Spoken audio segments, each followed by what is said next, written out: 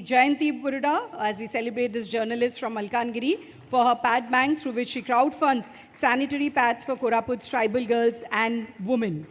Big challenge for her to work as a journalist. But, she continued and at times she thought of giving up the media job, but then she decided to serve primitive and marginalized people, and here she is. Also co-founded an open library for tribal students and founded the Border Didi Union.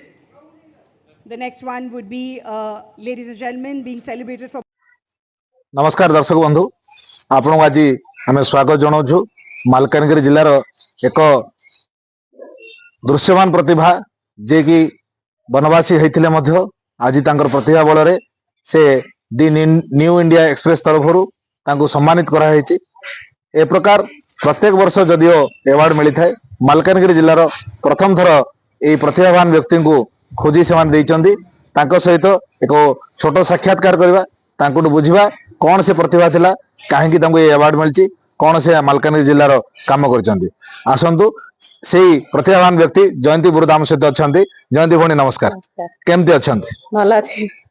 आम 21 तारिख दिन खबर कागज माध्यम television माध्यम देखिलु जे आपन को सम्मानित करा जाउची, तो ये सम्मान पर्व कौन थिला?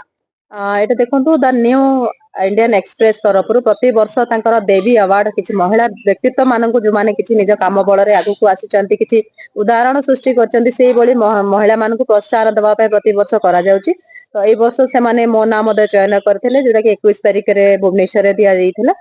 तो सेठु मोर जो काम रही हमर बड़ दीदी यूनियन माध्यम रे जो छिया मानक प्रति विभिन्न अवेयरनेस करूछु हम पीरियड ऊपर पेड बैंक चली छी हमर सेमती हमर ओपन लाइब्रेरी चली छी जो सब काम हमें करूछु ग्राउंड से सब काम को नै से माने मते सम्मानित करथिले।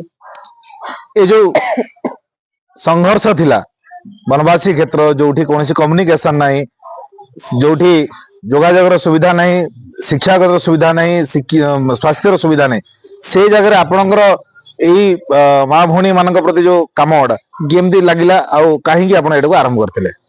प्रथम तो कही आदिवासी वनवासी दुईटा शब्द भितर आम आदिवासी कहवा को पसंद करूँ। आदिवासी जो माने आगुरी रही आसी से अंचल बासी आम मैंने तो सेठिकार निहाती भाव चैलेंजेस तो अच्छी मालकानगिरी जोटा आमर जिला से पर्यंत कौन बहुत गुड़ाए डेवलपमेंट काम हो पारिनी कि बहुत जिनस पछर रही जाइए से भाया जगह आमको विभिन्न जगह लोक अवेयरनेस क्षेत्र कहतु अन्य जहाँ भी चैलेंजेस आसूची लोक आगक आने से सब को आगक आने से आम चैलेंज आटा को निजे जेहेतु अंगे निभेचु आम लोक समाज रे केते दरकार रही से सब से आम एटा को चैलेंज भाव में निजे करिकी देखुचु।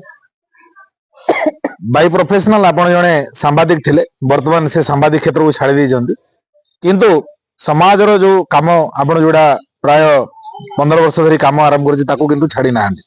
तो ये सांबादिक क्षेत्र छाड़िबा एवं समाज सहित जोड़ी हेबा या भितर कौन किछि परिवर्तन लागिला?